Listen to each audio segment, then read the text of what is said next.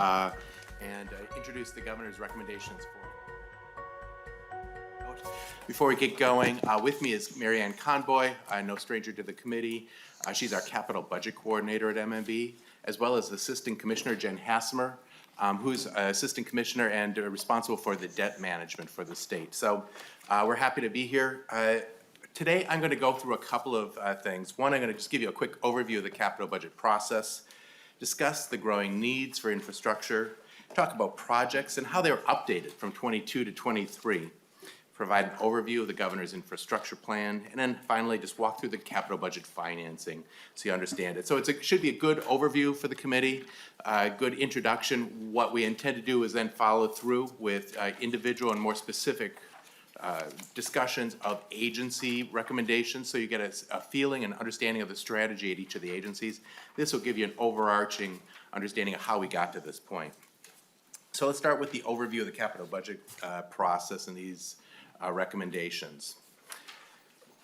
It's a significant process. It is not an accident that these proposals get to you. It follows a lot of work from people within state agencies and local governments and MMB, as well as the legislature. MMB collects information for the capital budget following a statutorily defined process, which is open for agencies and political subdivisions whose capital projects are generally eligible for general obligation bonds.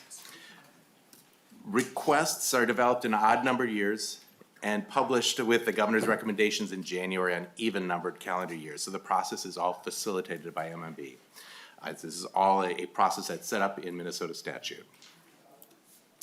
This slide just gives you a reminder of the work leading up to last session, when we were normally sort of expected to look at and review a significant bonding bill. After MMB opened its capital budget system to receive requests, we hosted Q&A sessions. We provided instructions and assistance to agencies and political subdivisions as they submitted requests. The governor, lieutenant governor, MMB, we all went on bonding tours, even in the COVID time, across the state, conducted meetings and reviewed projects. And we also took in other just sort of more informal input. The governor's public comments survey for local projects got 778 comments, all received by the fall of 2021. When developing these recommendations, projects were evaluated on factors such as matching funds, if the project is ready to go, how urgent the project is, and alignment with the governor and lieutenant governor's One Minnesota vision, including a more equitable Minnesota. And in 2022, January of 2022, about a year ago, these governor's recommendations were all published and provided to the legislature. Unfortunately, as you all well know, no bonding bill was enacted last year, so we're back. And it's for a very important purpose. There's growing demand for infrastructure in our state. In this last process, nearly $5.5 billion of requests were received from state agencies and political subdivisions. $5.5 billion. This is 10% higher than the total requests just 2 years previously, and did not include projects that weren't submitted through the MMB process. So the total number of projects is even greater. Since project information was last collected statewide to prepare for the 2022 budget, it is also important to consider how these project costs and updates change over time. So we're going to go to the next piece, which is the recommendations. Really, the list of projects is the same as what you saw last year with only a few minor changes, but the costs have changed. That delay in the time is important. Inflation has been a challenge to the construction industry, and the costs of building materials, labor, and construction increase. All of those costs have increased over the last year. When requests are submitted through MMB, they select whether to include their own inflation estimate or whether they're asking MMB to utilize our own internal inflation schedule. If they do that, then we will include those and adjust the governor's recommendations accordingly. MMB asked agencies with their 2022 recommendations, did the timeline change as well? Because that delay also impacts when they can start proceeding. Did the scope change? And did inflation impact costs? For those who used MMB's inflation schedule in 2022, we factored in the project updated midpoint of construction costs, applied that to a new inflation schedule, developed with professional construction management firm. So just in case you're wondering, it's not like me or Mary Ann sat in the back and tried to figure out what's the CPI. And this is a management firm that deals with these costs in great detail. For those who updated their inflation estimate in 2022, we asked for their updated costs. This information was reviewed and included in the governor's recommendations.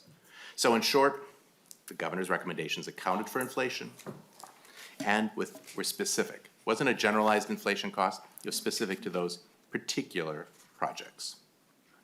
We found that in average, the project's midpoint construction was pushed out a year because of the delay in the bonding bill, and with that factored in, total project costs are now just about 20% higher.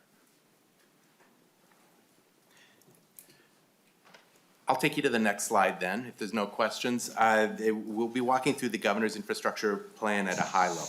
Commissioner, Representative Erdahl has a question. Thank you, Mr. Chairman, and Commissioner Showalter. First of all, I did miss you over the weekend, and hope we can. We've been talking fairly often lately, and one of our topics has been inflation. And just for the edification of those listening to this, you said the inflation rate for construction is 20%. Would you help us out by how did you determine 20%? Commissioner Showalter. Yeah, Mr. Chair, Representative, great question. And I mentioned we got basically a construction management organization that deals with a regular basis projects, trying to understand at a specific level how materials and other things would be changing. Some costs go higher depending on the project. That may be a bigger factor or maybe a lesser factor. In other places it might be labor or site preparation. So those things all vary by project, so we adjusted each individually, but on average, it's about 20%. So as you go through them, you'll see that some projects are more than 20% and others are less. Representative Erdahl. Thank you, Mr. Chair, and Commissioner Showalter, thank you for that. There have been no questions about it, so I appreciate your clarification. Representative Lilly.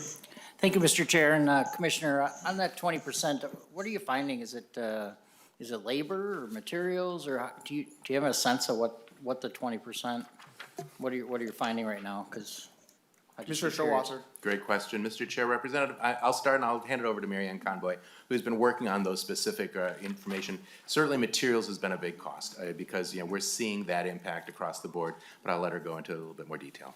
Please identify yourself and proceed. Mr. Chair, I'm Mary Ann Conboy. I'm the Capital Budget Coordinator at MMB. And yes, we have, in consulting with a construction management firm, it's labor, it's construction materials, and it's also construction equipment that have all increased in cost. And those three factors are developed into a specific adjustment made for Minnesota's construction economy. Representative Lilly. Thank you, Mr. Chair. That's great. Thank you. Please proceed, Commissioner. Thank you, Chair. So on this, I'll start just walking through the governor's infrastructure plan. As I said before, this will be at a high level. We'll go through specific recommendations with state agencies as we go through further. The 2023 recommendations mirror the 2022 recommendations in terms of projects and programs included. A small handful were removed just because the updated information from the requesters. EV charging infrastructure funding moved from the operating recommendations to MnDOT, and as mentioned before, updated project costs were included. Grant programs and asset preservation programs funding were increased by 20% in order to provide funds to accomplish roughly the same work that was included in 2022. On the next slide, you see here the governor's infrastructure plan being $3.3 billion on all funds and is summarized into 5 major categories: asset preservation, community and equity, housing and homelessness, environmental stewardship, and roads, bridges, and water systems. I'm going to walk through these categories in the coming slides. A unique aspect of bonding bills is how funds for programs and local projects also are just one piece of the puzzle. We sort of talked about this on the side in previous years as well, that overall, the governor's $3.3 billion infrastructure plan is estimated to leverage an additional more than $2 billion in other funds, such as federal funds, local funds, and private funds for investments in these projects. So while these recommendations are important and critical, it is also just recognize that this is even a greater investment in Minnesota, that the infrastructure would grow by more than the $3.3 billion we're recommending, by more than $2 billion of other participants on these projects. In the governor's recommendations, most of the matching funds for the federal infrastructure are coming from the IIJA, the Infrastructure Investment and Jobs Act. But a lot of those recommendations are in the operating budget, not in the materials that you see before you here. One essential component is in the capital budget, and that's the $41 million that's included in the PFA recommendations. That's for the state's clean water and drinking water revolving funds. The amount decreased from last session due to updated estimates from the PFA, and this $41 million in GO bonds will unlock $92 million in regular EPA funds and $206 million in IIJA funds. Also in this presentation, as we move along, MnDOT will discuss some potential IIJA impacts not included on this table. Commissioner, before you proceed, so looking at the graph, the note says that for the capital budget's 91 million, and so where's the other 50? And I'm assuming is that the trunk highway bonds, and would that be in transportation then? I see, 41. Yeah, I'm reading the subtotal. the transportation on the operating side, yeah. Mr. Chair, great question. You almost caught us. It is the $41 million that you see on this table, as well as the $50 million in transportation funding that's on the operating budget side. Thank you, Commissioner. Please proceed. We've got that, nearly 40% of this recommendation package, it really is directed towards fixes and improving existing facilities through asset preservation programs and renewal projects. I think members of this committee, this is no surprising theme. It's a majority of it's a major priority, and it's just a consistent theme of these capital investment bills. Looking at the asset preservation funding alone, in the 2020 bonding bill, which was the largest ever enacted, only $169 million went to asset preservation programs at the state agencies or higher education institutions. So even as we get larger bills, asset preservation remains a smaller or a modest fraction of that amount. This recommendation from the governor includes $646 million in asset preservation recommendations. In addition, it introduces general fund cash for some of its funding, which gives agencies more flexibility than GO bonds, and allows them to do things like building automation or security systems in their asset preservation projects all at one time. More funding and consistent funding are really needed for asset preservation to keep up with the backlog. We build new, but then we need to keep taking care. And right now, state agencies have a deferred maintenance of about $1.9 billion. Minnesota State's higher education institutions estimate that they have a backlog of $1.4 billion on top of the 1.9. And on top of both of those figures, the University of Minnesota has an estimate of $2.3 billion of backlog. So the asset preservation needs are real, they're significant, and obviously they impact the quality and useful life of our assets. The next slide just reminds you. Commissioner, I think to asset preservation, Representative Lilly. Thank you, Mr. Chair. And Commissioner, you just triggered a question. So based on us not passing a bill last year, what is this? How much more is it going to cost us, like to do the same projects? Basically, do you have an idea? Commissioner. Mr. Chair, Representative, I don't have a great estimate. Perhaps Mary Ann does, but I think the obvious answer is construction costs and R&R would cost an estimated 20% more. But also, when facilities get in worse condition, then the costs also get worse. So as Commissioner Roberts Davis will talk about in her presentation on administration, the more we allow facilities to get into disrepair, the more expensive it is to bring them back up to a sort of accepted levels. Representative Lilly. Thank you. Representative Hanson. Thank you, Mr. Chair, and Commissioner Showalter. Do you see some of the asset preservation, we've got consolidation of staff going on where there may be fewer needs of our building infrastructure. Does some of the asset preservation go towards maybe upkeep and then closure or essentially disposal or disposition of buildings, like selling them off or, providing them for housing or, I'm just thinking of the massive number of buildings we have around the state. And is there any plan there for, because having an empty building, it could deteriorate quickly. Commissioner Showalter. Mr. Chair, Representative, wonderful question. I'm going to give you a brief answer, and I am pretty sure we're going to go into a more significant follow-up when the Department of Administration is up here, because they just completed a master plan, looking at our assets and trying to understand really sort of how we might deploy office space and other facilities, and thinking that through a multi-year process. So your question about consolidating, using our space differently is exactly where the conversation is at.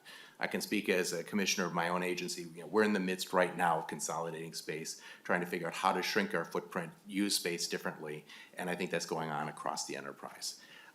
It's not going to be an easy or fast answer because of the number of constraints, including leases and multiple, ownership of spaces. But that said, we're definitely underway.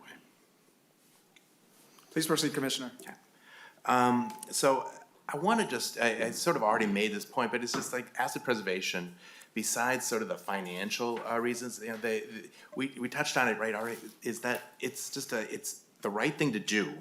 And it's also just more expensive as you delay. And so I mentioned in the previous question, but this gives you some of the numbers of how it works, that over time the costs vary depending on the condition of the building.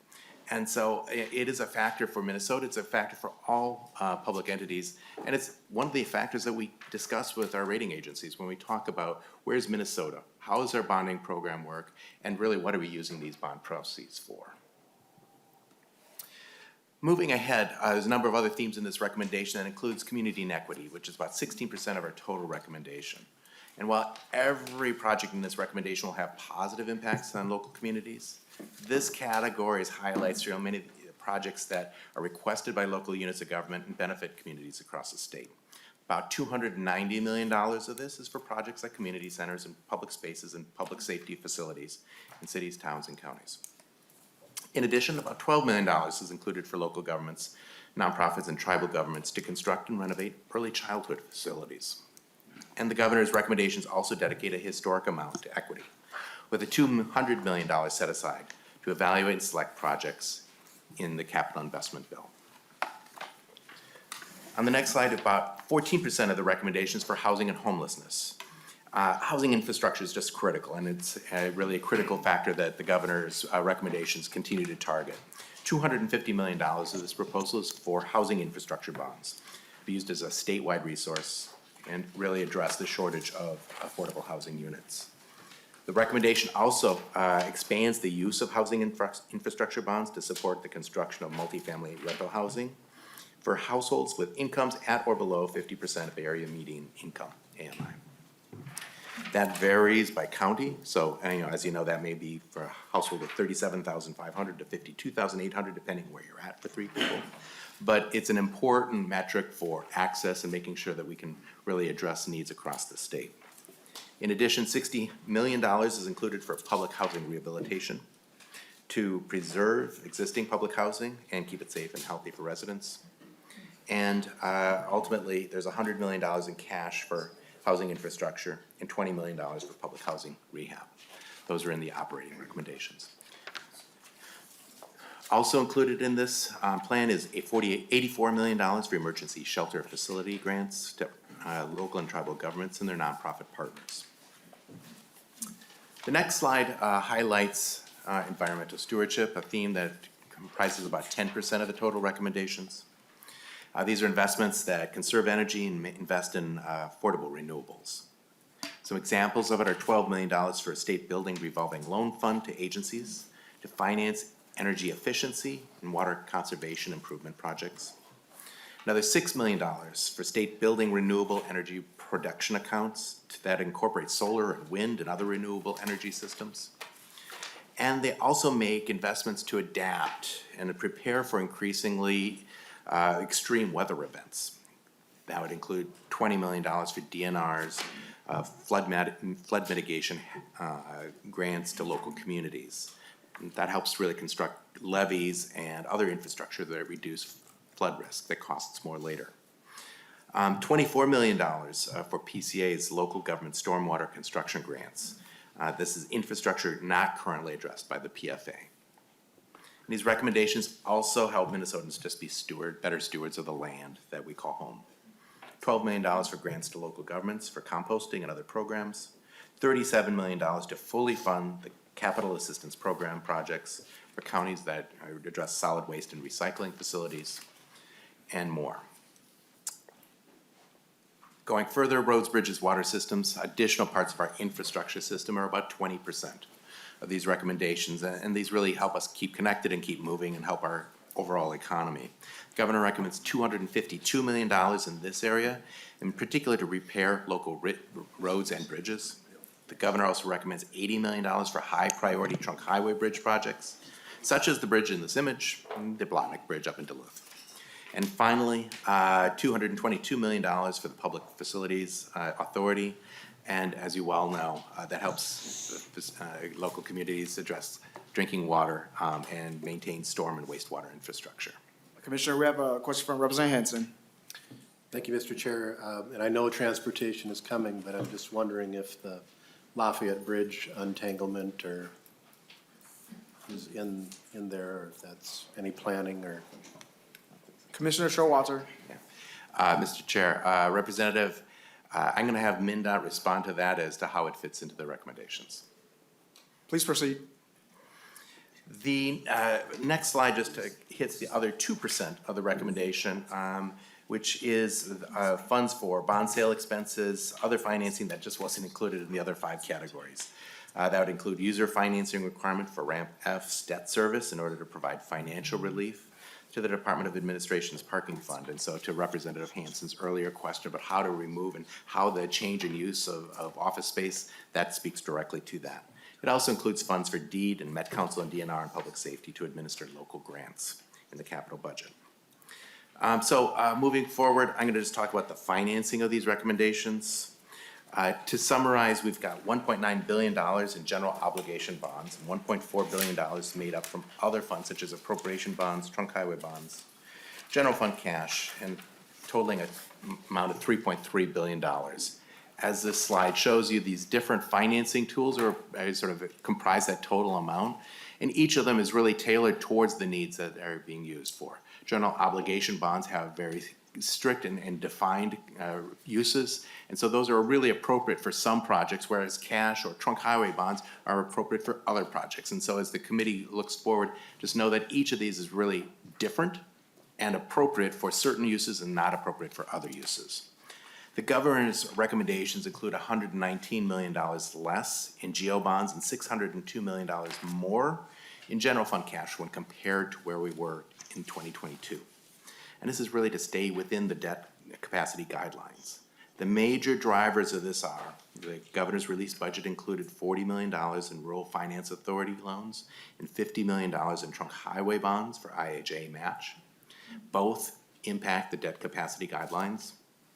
And in general, all these projects cost more than they did last year. So as I started this whole presentation talking about inflation, the whole package just costs more. And so we had to, when we're bumping up into our debt guidelines, we had to find a different way to bridge that cost, and that bridge is really the cash that we included in these recommendations. Moving ahead, the debt service costs for bonds do extend beyond the next biennium. So know that this is a long-term investment. But this table shows the biennial impact of the governor's recommendations to the general fund and the trunk highway fund. General fund shows the cost above the November forecast, which assumed an $880 million bonding bill this session based on a 10-year historic average. The general fund impact is $957 million this biennium and $186 million next. Why is it so much in the front end? Well, it's because of those cash projects that I mentioned before. The trunk highway fund impact is $22 million this biennium and $30 million next biennium. There's no questions on these numbers. move ahead. The state's debt capacity guidelines help us to sort of guide our capital investment decisions. As I mentioned before, these are long-term decisions, so these guidelines give us a sense of where we're at. The first two measures show existing authorized debt against state personal income, and the third measures how quickly the state pays down its debt. The first two guidelines would permit a $3.5 billion package based on the state's strong personal income figures. However, to meet guideline 3, by paying down debt quickly and preserving long-term debt capacity, Governor is recommending a GO bonding package of about $2 billion. The recommendations, all of these, the Governor's recommendations are within all three of these debt guidelines and preserve the ability to continue this program that happens in good years and bad budget years, high inflation years and low inflation years. So really it's a program to make sure that we continue to invest in this infrastructure of the state. Comparing where we're at versus other states, this slide just gives you a sense that the state has moderate debt levels compared to the other 50 states, as reviewed and reported by our rating agencies. You'll see here that Minnesota is the 22nd lowest in terms of debt service to revenues when compared to other states. Again, the state has a moderate debt level compared to other states, this time looking at total debt compared to personal income.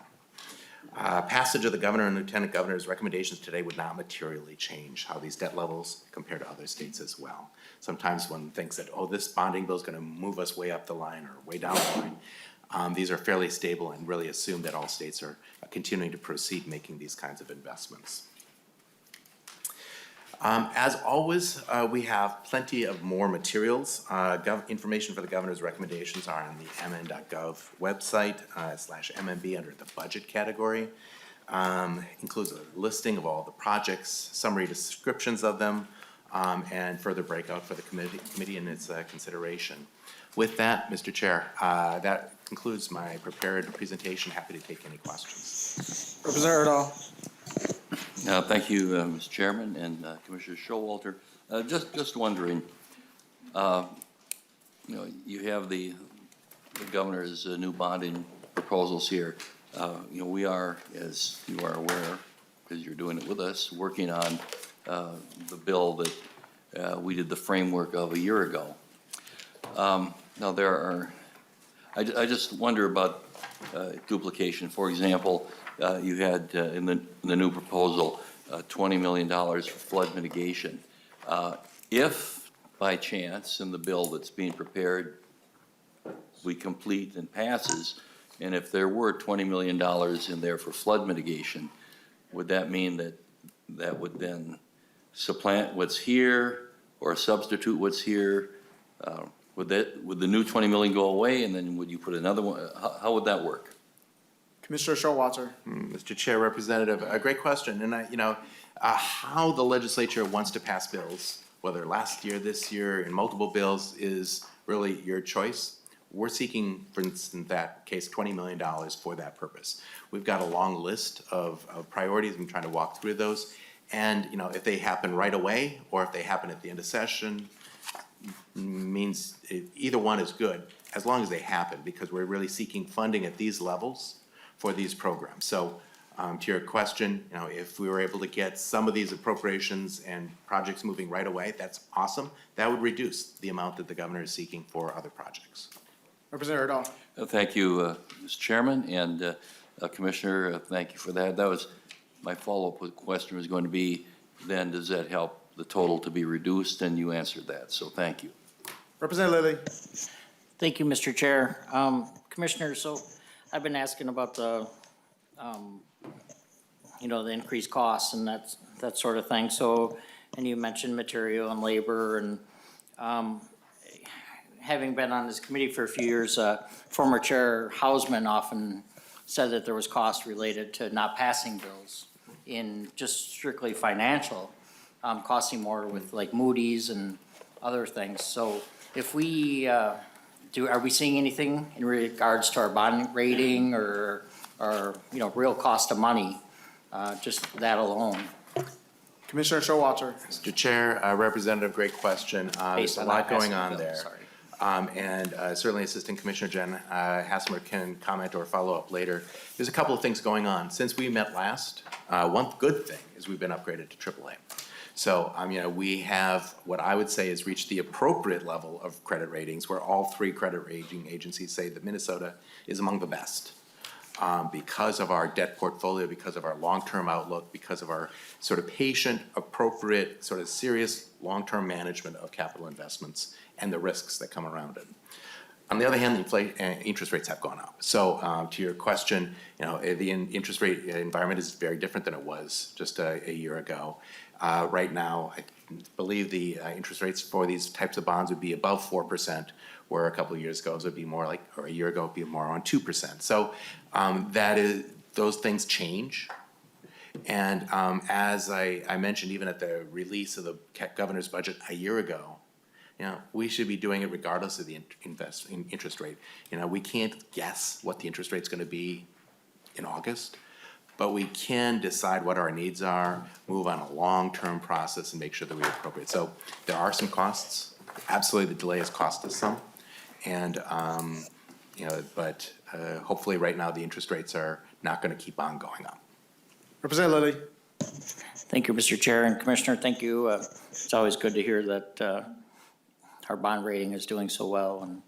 And so I have another quick question, if that's all right, Mr. Chair. So if, given you showed like the assets and the kind of the quality or the where buildings are at, good, fair, excellent, all that. If we were to get crazy and go to Connecticut level, in Connecticut, do they have roofs falling down still, or are they, what happens in Connecticut or Hawaii or these other states? If we were to push beyond and just, fully fund these for, say, the next 5 years, which I think we can with good leadership that we have going now. So.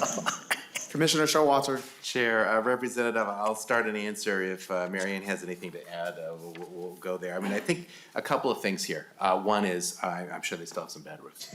But I think the important thing here is how we direct our funds, how we sort of continue on a regular basis. Because it's not just the authorization level, it's actually the ability to execute and get it done. So the materials, the labor, the planning, all of those things are real constraints. And so this is a kind of a problem on the asset preservation that we're just gonna need to address routinely with diligence and consistency over a period of time. I don't think even if we borrowed a whole lot or authorized a huge chunk, we wouldn't really be able to use it, because this is the kind of thing that it's gonna take a time to whittle away at. Representative Lilly. Thank you, Mr. Chair. Thank you, Commissioner. Members, any additional questions for Commissioner Showalter before we move on? Seeing none, thank you, Commissioner. Next up on the agenda is Department of Transportation.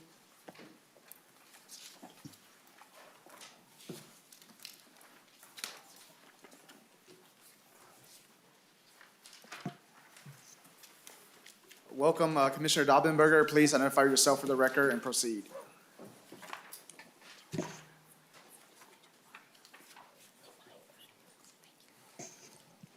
Good afternoon, Mr. Chair, members of the committee. My name is Nancy Dobbenberger. I'm the Commissioner of the Department of Transportation. Thank you for letting us provide a little detail on the transportation portion of the budget. So just to set the stage a little bit here, Minnesota has the 4th largest roadway system in the nation. And in the current biennium, the 22-23 biennium, we have 360 construction projects in the program. As we look out for planned investments for state highways over the next 20 years, as we're updating our Minnesota State Highway Investment Plan, we are looking at 30 to 33 billion in planned investments. The range is due to somewhat uncertainty in revenues, so we're expressing the revenues as a range that we plan to invest. We're in the process of updating that plan. And just a little bit more than roads and bridges, of course, of what MnDOT does. We support 7 active ports.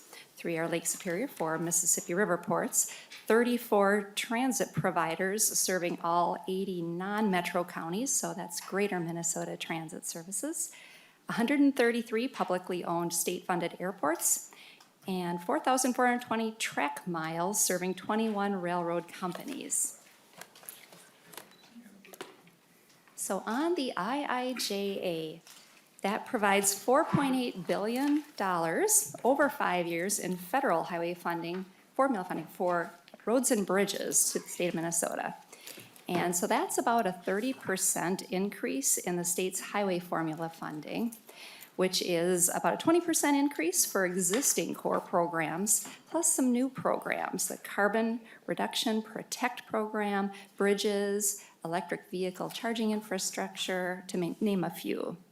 And the next list here on your slides does name some of those programs, but a few of the largest ones, and these are dollar amounts that are available nationally. But for the infra program, that's infrastructure for rebuilding America, there is $14 billion now as a part of that program available nationally. The RAISE program, Rebuilding America Infrastructure with Sustainability and Equity, $7.5 billion. And the Bridge Investment Program is another large program. So that's in addition to the formula funds that come to us, the federal dollars for bridges, another $12.5 billion available nationally. And I'll just say, we have been successful as the state of Minnesota going after some of these discretionary funds for new programs. And so that's encouraging. Next slide.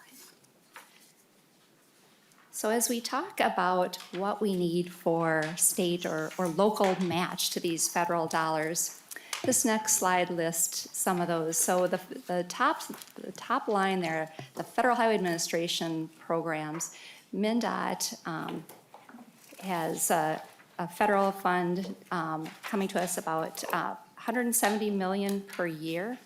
That's additional federal funds that came to us through this new bill, the IIJA. And so we need additional $40 million in match, assuming about a 20% match, which is typical for most of those programs. But then also, the next line talks there about the local agencies also needing additional match for the additional federal dollars coming their way. And then also the FAA, the FTA has additional programs with additional match needs too. And the top line on the slide there is in red. That notes that we do need the additional budget authority from the state legislature to be able to spend the increased appropriations. And really appreciate that bills to provide us that spending authority are moving through the legislative committees and floors. Also wanted to note on the slide, since it came up during Commissioner Showalter's presentation, the $50 million in the governor's operating proposal, that's trunk highway bonds, that would go toward this too. So that was called out as where is that 50? That is part of the operating proposal. And as I noted just a moment ago, we have been doing well in some programs. Some of the other programs we aren't going to do well as a state, just simply since we aren't as big in other modes potentially as other states. But again, very excited to continue to go after these discretionary funds. Next slide. And so here is the list of items for the governor's recommended capital budget. I'll hit on the first 3 lines here particularly, but take questions certainly on any of these. So the first line talks about our high priority bridges, and really on this budget, these details, this is basically the same as last year's governor's budget proposal. However, it is, as noted earlier, increased about 20% to account for construction cost increases. But on the high priority bridges, that's $80 million in trunk highway bonds is the proposal. A question came up about the Lafayette Bridge, and some operational changes were made out there, but I know there's a study going on that is to conclude around the end of this year to look at different alternatives for operational improvements at the north end of the Lafayette Bridge. The Lafayette Bridge was not included in this $80 million. This was really to get at existing needs on existing bridges that are coming down the pike. Potentially operational issues for the north end of the bridge are yet to be determined as part of that study. But there's a little asterisk by some of these, and what that notes is these dollars could also be used as discretionary grant matches as they come along. So the top line is for trunk highway bridges, those on the state system for which we have many needs. And then also the next line, the local bridge replacement program, general obligation bonds, and $144 million is what we have for that, and the local road improvement program, $108 million. So that's for our local agencies, those two roads and bridges that need improvements or replacements, and to get at much of the needs on our local system. I will also mention, back to the idea of bridges, going after discretionary grants. I also wanted to note the one that we were not successful in that we learned of recently was in the way of the IIJA Bridge Investment Program, or BIP program, as we call it, for large bridges.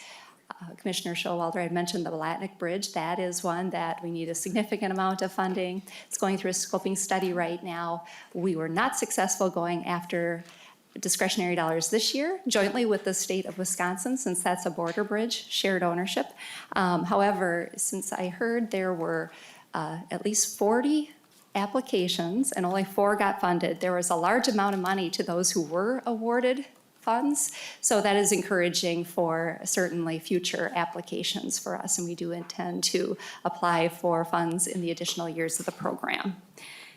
And one other thing I wanted to call your attention to on this list, at the end of the list of the recommendations, you'll see rail corridor capacity improvements. That rail corridor is for the corridor from Minneapolis to Duluth, and that's for projects to prepare for NLX, or Northern Lights Express. And it could go towards, of course, the improvements could go towards improving freight rail along that corridor, or any future projects to also to address safety crossing issues in that corridor. So it's stated more generally, but yes, that is indeed the NLX route. Commissioner, I have a question. Can you speak to if we have legislatively named grants for either a road or bridge, would they qualify for the 2 programs that we have on here? So if the legislature name a program and having appropriations for that, can they then come back and apply through the bridge program or the road program? Thank you, Mr. Chair, for that question. So if a specific project is identified for funding in legislation, I think your question is, can we still go after discretionary grant funding? Through the local roads and local bridge program, yes. Yes, I do not see why there would be an issue with that. Certainly, they're going to need match dollars as they go to pursue the discretionary grants. And so if there were dollars identified for a specific project, I don't see that being a problem. I will say, though, MnDOT does not support earmarks. We rather the funding come to the programs and then work through the priority list that way. But this is the local road program, I think or bridge program you're referring to. Yep. Thank you. Please proceed. And that was it, I believe, for what I was going to talk about today, but happy to stand for questions. Members, any questions for the commissioner before we move on to the next agency? Representative Hanson. Thank you, Madam Chair. I understand about the no earmarks, but, in other areas with the IIJA, we could put in criteria to encourage projects in environmental justice areas. Is that applicable with transportation projects as well? Commissioner. Thank you, Mr. Chair. Representative Hanson.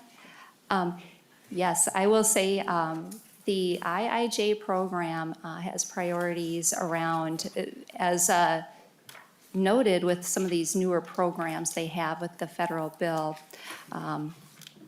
climate resiliency, as well as equity, advancing equity, and carbon reduction. So any funding toward programs such as those would certainly be in line with spending in this program. I see no other questions. Thank you, Commissioner, for coming before us. Thank you. Next on the agenda, Department of Administration.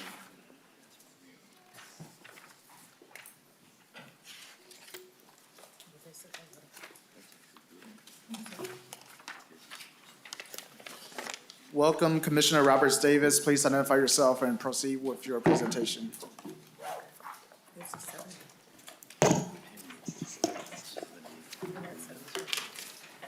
Good afternoon, Chair Lee and members. For the record, I am Alice Roberts Davis. I'm the Commissioner for the Department of Administration. I'm joined by our Legislative Director, Julie Byrell, this afternoon. Thank you so much for the opportunity to be here and present to you the capital budget recommendations from the Governor. Before I jump in, I would like to take just a moment to highlight the importance of asset preservation and taking care of what we already have. I'm bringing back a chart that you saw from Commissioner Showalter, and I wanted to just share with you that the governor has recommended 38% of his $3.3 billion bonding bill to fund state agency asset preservation projects.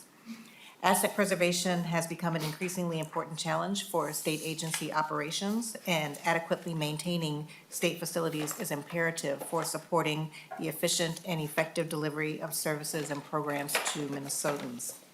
Asset preservation funding provides improved safety and better government while protecting state investments in the following ways. First, it maintains our property stewardship and ensures that employees and the public and custodial individuals are kept safe and that functional needs are optimally met. It also allows for the timely planned preventive maintenance and reduces the total cost of ownership, eventually freeing up resources for core program functions.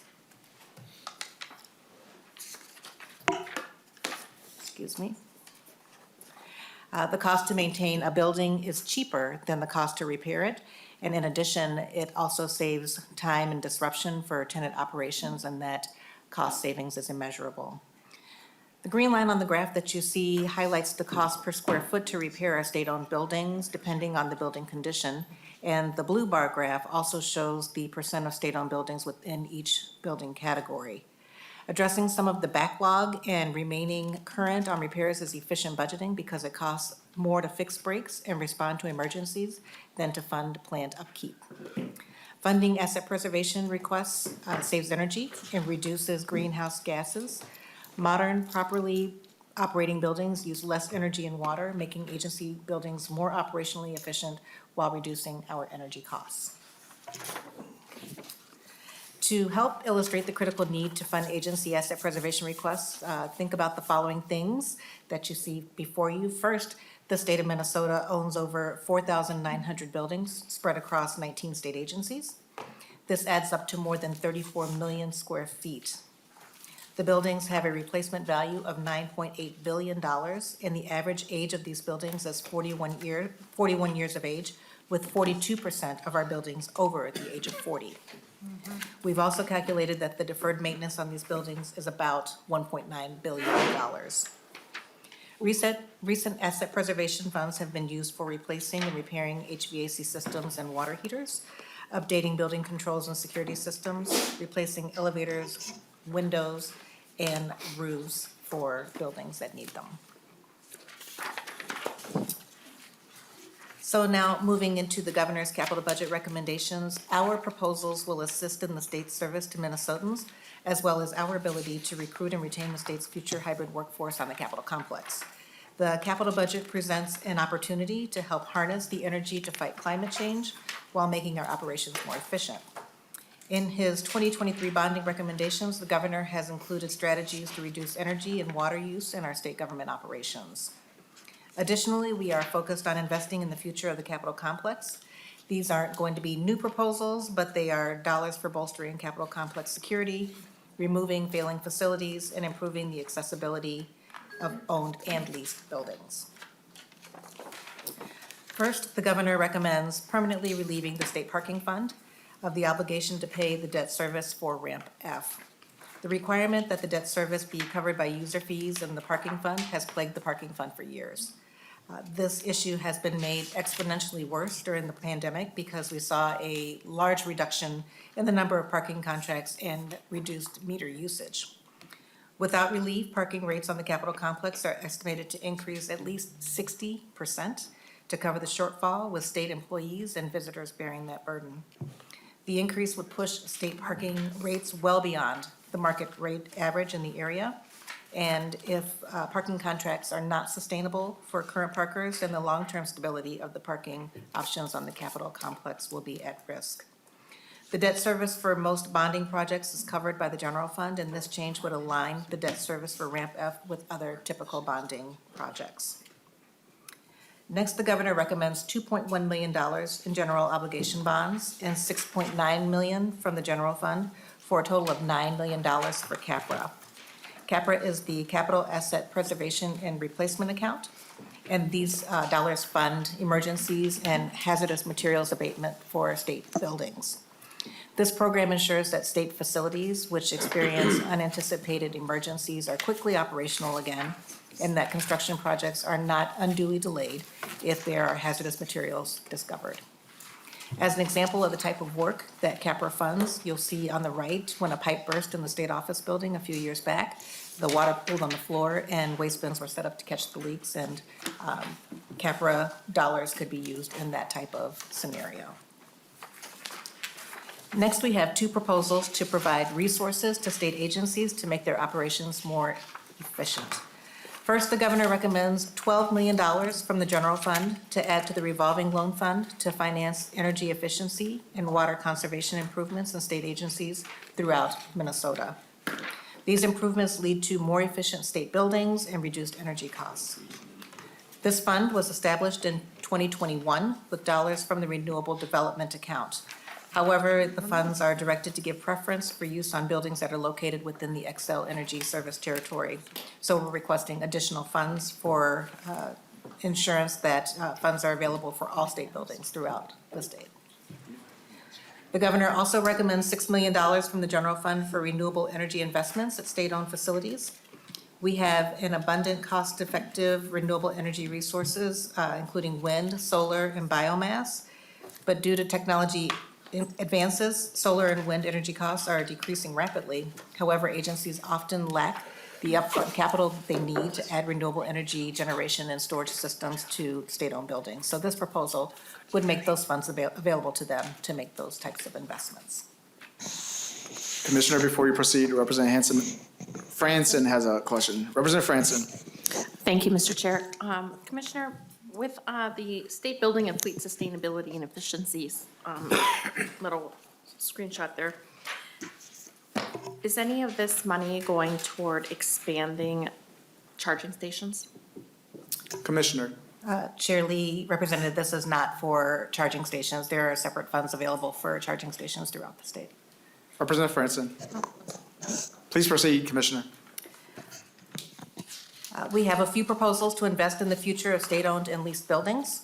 First, the governor recommends $4.4 million in general obligation bonds to complete the demolition of the Ford building and prepare the site for redevelopment.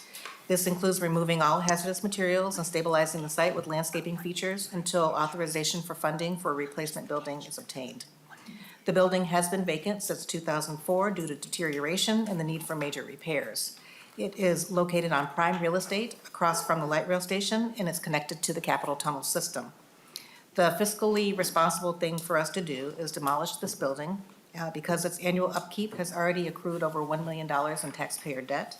And the envelope of the building does need to be stabilized, which will be an additional $300,000. Next, the governor recommends $40.3 million in general obligation bonds and $15.7 million from the general fund to implement the remaining security upgrades recommended by the Advisory Committee on Capital Area Security. These upgrades were identified in the 2013 Physical Security Study and recent Security Assessment Update. The $10 million appropriated in 2018 for security has been much appreciated across the Capitol complex. However, there are still vulnerabilities that we'd like to address, and we'd like to make sure that buildings are secure. Finally, the governor recommends $1.2 million from the general fund to establish the centralized funding source to correct physical barriers in state-owned and state-leased buildings. By improving the physical access to state government facilities, this program will enhance the public's physical access to buildings and employment opportunities, and also improve the independence and productivity of Minnesotans with disabilities. In summary, here is an overview of the governor's capital budget recommendations for admin. I hope that this presentation shows you that we have well-thought-out and well-reasoned ideas and budget requests, and they each address a key need for the enterprise. Thank you for the opportunity to present, and I'll stand for any questions that you have. Members, any questions for the commissioner? Representative Erdahl. Thank you, Mr. Chairman and Commissioner. After the Ford building is demolished, are there any plans for that location? Commissioner.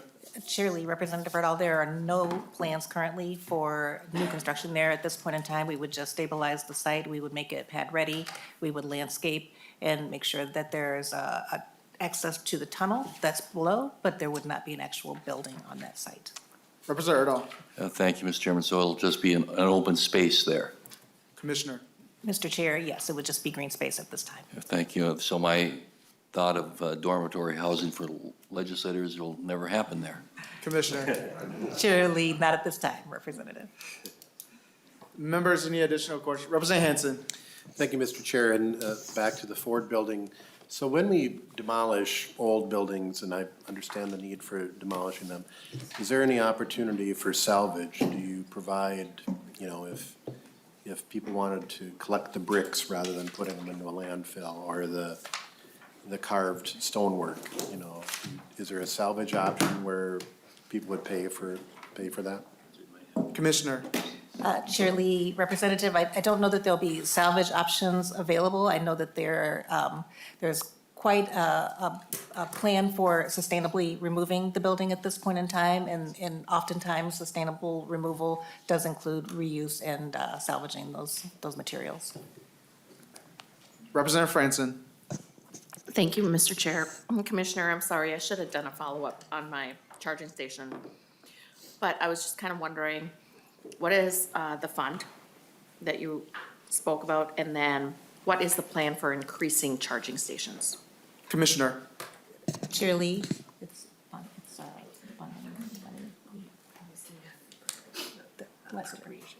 2020. Thank you. Chair Lee, Representative, we did have appropriation bonds in 2020 for the charging stations. It's a little over $1 million, I believe, and there is an extensive plan that we're developing with our Office of Enterprise Sustainability on where those charging stations will be located near and around the Capitol complex. Representative Franson. Thank you, Mr. Chair. What was the name of that fund you said? Commissioner. Chair Lee, it's appropriation bonding from the 2020 appropriation. Representative Franson. Thank you, Mr. Chair. So no specific fund per se? Not a specific. Okay. Members, any additional questions for the Department of Administration before we move on? Seeing none, thank you, Commissioner Roberts Thank Davis, you. for coming by. Next on the agenda, Department of Veterans, Commissioner Hirkey is here.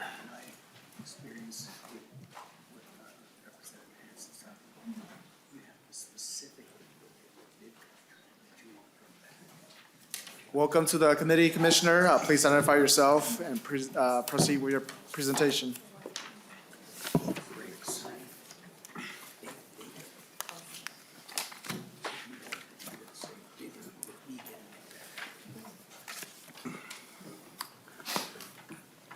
Please proceed, Commissioner. Thank you, Shirley. For the record, I'm Larry Herkey. I'm the Commissioner of the Minnesota Department of Veterans Affairs. I'm here today to present the Governor's recommendation for the 2023 capital investment request for the Veterans Affairs.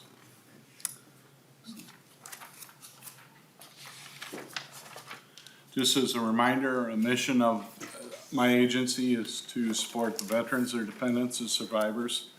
We do this by connecting them with their federal and state care and benefits that they've earned.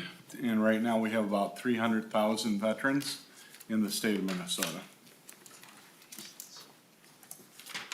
We're located throughout the state of Minnesota.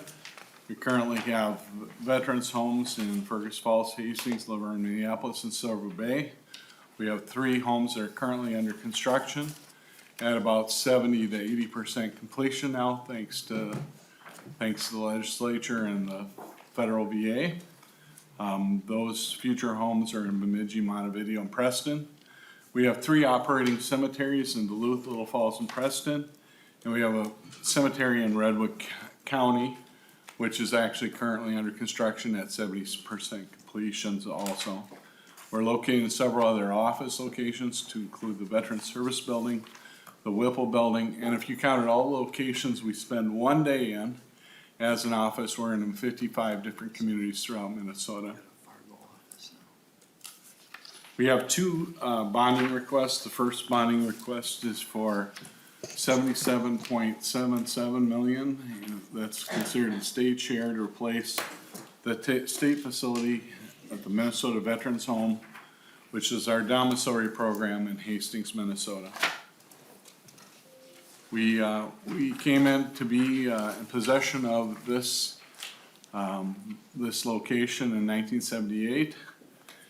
We provide domiciliary care for our veterans. Currently, the home serves that home, and another annex location serves 148 veterans. The domiciliary care provides mental, chemical, and medical support for veterans who require less than skilled care. So this is not skilled care, but it's providing daily meals, providing a place for them to sleep at night, and then providing these additional services in support of the veterans that are there. Next slide.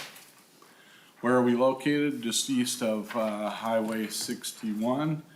We're just across the Vermilion River there, in a very nice place in Hastings, Minnesota. It's near the old mill, if anyone knows about Hastings history. Next slide. Long history here. The current building, the base building, was built in 1902. It was the insane asylum for the hopelessly insane. I don't know how they got 1,100 patients into that first area, but somehow they did it. They actually had a farm that was part of this and a cemetery. The building itself has more additions, and as you can see here, year after year, it's kept adding on to the main building, which is building 2023. We came in possession of this site in 1978, and recent renovations were done in 80, 93, and 2000. Most of those were safety and code review items. We do lease two outbuildings, or two buildings that are not associated with our process. We lease them to the Cochrane Recovery Services. Those buildings also are beyond their life cycle and need significant help and assistance. And during my time here in 20 and 21, I've been in building 25, trying to beat back the fungal growth and mold observed in the area. That building itself was never designed to have air exchanges in the building. It only has air exchanges actually in the hallway because it's the only space that allows for it. But we were able to get the fungal growth and mold taken care of for the moment, but is less than optimal in those locations. I can tell you the high-vac system is about the same as what you'd see in a Motel 8, except for it's about 30 years older than what you see, so it's a window type situation. We're actually making the parts now to keep them operational. I did fund a capital improvement study, which is the basis of this request in 2022. We want to resolve a few issues. We got 6 buildings that are beyond the useful life. There's 20 buildings total on campus. We have deferred maintenance of 18.6 million. This was in 2021. I can tell you it's higher than that today. The domiciliary space, our program space, is in 3 separate buildings and requires veterans to actually go across the state highway to get to breakfast, lunch, and dinner, and it's uphill to get there. Physical security, because of all the additions, is very difficult to maintain, to establish to begin with and maintain. And the campus has very few SB 2030 or B3 upgrades to it. We've been just trying to keep ahead of the required safety items. As part of the study, as you can see on the bottom there, I did ask them to provide a renovation versus replacement, and they said due to numerous building deficiencies, to invest in upgrading and renovating these buildings is not a good use of funds. So that was their surmise, their summary as it related to doing a renovation for this site. There you can see the master plan study. Originally, I thought I could do this as a phased project. What I found out is because of the fact you have to work around the veterans and so forth, it will be somewhat phased in its, the way it lays out, but once it starts, I must continue to go through in order to keep everything functioning. But we do have a master plan. We want to make sure that we have the best approach for the residents and for the overall campus experience. So, the best solutions for us going forward for the domiciliary program is to provide even access with limited mobility for all our veterans. Right now, we actually have put very mobile veterans in building 25 because they have to physically get across that highway. When I had a sensing session with all the veterans, the only question they had for me, will I have a private room and will I have a private bath? Right now, there's 2 people to a room. There's a curtain between the 2 people. The room is not large, and the bathroom is down the hall. We'd be able to significantly increase the sustainability. I could lower operating costs. Physical security would be possible to do in a new building, and we'd be able to improve campus safety due to equipment, elevators, workspaces, and bringing everything up to build the new building codes. And the biggest thing is all program spaces would be in one building. Next slide. Our recommendation is demolish 5 buildings, including 23, which is the main building, 24, which is the administrative building, and 25, which is that building with, that had problems with the mold and fungus. And we replaced those with 1 building. The project timeline is actually 42 months, so it's a significantly long project timeline. It requires demolition of buildings to start to give space for the new building. And then, again, keeping the veterans housed and fed throughout this entire time. Here's a little bit of a laydown for where we are. The main building is the one right there in the middle of your packet. The building I was talking about that's across the highway is in the green space at the top of the slides. And our intent here would be a phased approach where we take down a couple of those cottages I'm currently leasing, 1 and 2, in the administrative building 24 in front. And we start a process of step-by-step, working around the veterans, keeping them housed as we go forward. Next slide. You can see here as we build in the new building, we would eliminate building 25. We'd be able to consolidate our administrative services into other existing buildings, and we'd start building the new building in front of building 23. Next slide. This is sort of the way it would look as far as massing. A total of, I think with the basement where the support functions are, it's 6 levels. And again, it's sort of on the hillside, so it would be built into the hillside. The entryway would go from the front of the building, which right now you have to go up, I think it's 34 steps to get up to the front desk, or go to the elevator to your left. You would come in on the main floor in the back is the way we anticipate it. Next slide. Here's a look from bird's eye view of one of the, I think like level 3, which was, demonstrates the 18 resident units per household and 2 households per level. This would be great space for them, because you can see there's spaces to congregate, spaces to have events, and kitchenette. The kitchenette really has 2 functions. For some of our veterans, we're actually returning them back to society so they learn how to cook.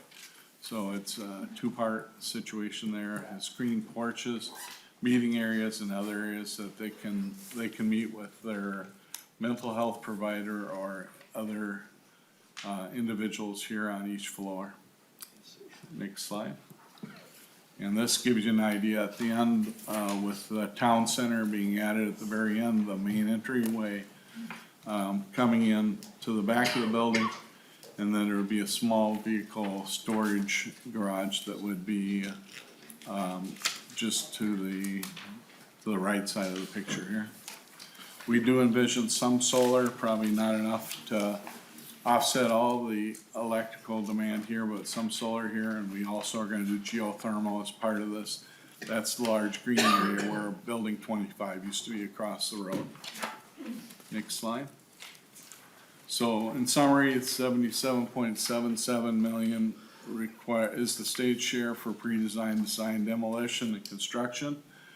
We would seek authority then to request 144 million from the federal VA under their modernization project costs. This would be replacing existing spaces, so we'd be in a higher priority than if this was a new construction like we were for our homes that we just recently got. So their chances for us being picked up earlier would be much higher. And especially when we can say that the building that we're replacing is 120 years old, there'll probably be a little bit more focus towards action on this particular request for the federal VA. Next slide. So Commissioner, I have a question for this request. If we were to appropriate the 78 million for the agency sometime this year, knowing that the project is going to take about 42 months, do you anticipate needing to come back to the legislature for further appropriations in the future? Chair Lee, I do not at this point. I think as long as it gets picked up by the federal government within 2 years, which I believe there's a very good chance based on some of the most recent bills that have been passed on the federal level, I think there will be adequate funding to do that. And I think the funding that we have here, I think is, the Department of Administration has advised me the inflation costs that they have anticipated. So this is well beyond what's in my study. But based on the we based our request on the mid-construction of the 42 months plus the 2 years. So that's why it's a little bit higher than, you know, I would think it would normally take. But because of the fact that midpoint of construction is quite a ways into the future, that's the reason for the 78 million and the request. Thank you, Commissioner. Please proceed. Second priority area is 12.36 for asset preservation. Throughout our homes, we've done a great job, and besides the domiciliary, we've done a great job of working on the resident spaces. There are still a lot of areas that need focus. As I mentioned, for the domiciliary, besides the Hastings space, there is an annex in Building 16 on Minneapolis campus, and I'd like to talk to that just a little bit here. So Building 16 is a building that was built in 1973. It currently has quite a few issues with it. The roof, elevators, we've had water, actually the roof, because of the roof, I believe we've got water into the elevators. So hydraulic systems that are in there are original to the building. They also are significant damage due to the water that's there. The high-vac systems, again, are mostly original to the building, and therefore they're beyond their useful life. The windows, some of them were replaced, but not all of them, and the security system is old and needs to be updated. I will be going to a card system with that, with more of a true front desk type situation. The nurses station needs to be upgraded because of privacy. It didn't take into consideration veteran privacy or resident privacy when it was built. And then lighting, of course, we converted to LED. Next slide. Right now, this is for the balance of the funding then. So why don't we go back one, just once. So the 7.8, I do have 3 million that dedicated to this project right now. I knew that it wasn't gonna be enough. I need the 7.8 million to complete the building 16. We have completed, preliminary design is complete on this, and they're actually working on the actual completion of the design as a whole right now. So I feel confident in the numbers, but 7.8 is the amount I need in order to move this along. This is a shovel ready, and this will be ready to go. I am going to get the final brief on this at the end of February, so I'll be ready to execute on this very quickly. Next slide. The balance of the funding for my request is for backlog asset preservation. There are many smaller projects that require the attention of these dollars. And most of the items for this additional 4.56 are either to meet code requirements or safety in many locations throughout Minnesota. And I know one of the big ones is 1994, the maintenance bay at Little Falls at the cemetery is one place where I need a lot of attention. But there are other locations for which this money would go to also. Next slide. And with that, Chair and Committee, I'm open for any questions you might have. Representative Lilly and then Representative Erdahl. Representative Lilly. Thank you, Mr. Chair and Commissioner. Just want to thank you for having many of us down to Hastings. The Chair Lee and former Representative Jurgens, I think, organized it, and it was really a great day. And I've thought about it often, and the need is great, as you've mentioned, and so thank you for that. I just want to say that just generally, through my experience, you've been good stewards of the money that you received, and thank you for that. And then that you've also done a good job with getting matches, which is always impressive, and it's just more comment than, but good work. Representative Erdahl. Thank you, Mr. Chair and Commissioner. How many residents are there in Hastings, and what is their average age? Commissioner. Chair Lee, Representative Erdahl, currently there's 123 veterans at Hastings. And the average age, I don't know what the average is, I know the youngest one, I believe, is 53. And the oldest one that's there is in his 90s somewhere. So there's a significant area. I know in our long-term care, the average age is 82 years old. But in the domiciliary, I would think it would be just a little bit younger than that. Representative Erdahl. Thank you, Mr. Chair and Commissioner. Do you have the total number of veterans that are housed in Minnesota facilities? Commissioner. Chair Lee, Representative Erdahl, the current number is just below 700 that we have housed in all the long-term care and domiciliary. We're down about 20% due to COVID. It really hit our staffing. We had significant amount of people that retired that were at that time. Then we had a lot of other people decide this was not for them. That long-term care during COVID was not what they wanted to do long-term. So we had a lot of departures, and therefore as we had some losses and so forth in our census, we've balanced the census to balance for the number of staff that I currently have. My intent over the next 2 years is to get back from where we are today, which is at 75% of our maximum capacity, to 95, which is sort of the industry standard.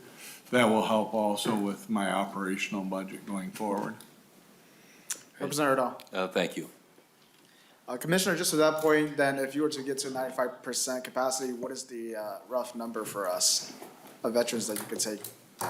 Chair Lee, if I got to 95%, I think that puts me with the new homes, I believe it's right at 1,000 or near 1,000. It might be just a hair over, but right at 1,000, I would say would be the number. Thank you, Commissioner. Members, any questions for the Commissioner? Seeing none, thank you, Commissioner, for coming by today, and thank you to all the other commissioners for presenting on your budget requests. And then Representative Erdahl, can I have a motion now that we have quorum to approve the minutes for January 25th? Yes, Mr. Chairman, I move approval of the minutes from January 25th, 2023, and I think they were particularly good, and your LA should be complimented. Thank you, Representative. Members, any discussions on the minutes for January 25th? Hearing none, those in favor say aye. Aye. Those opposed say nay. The motion prevails and the minutes are approved.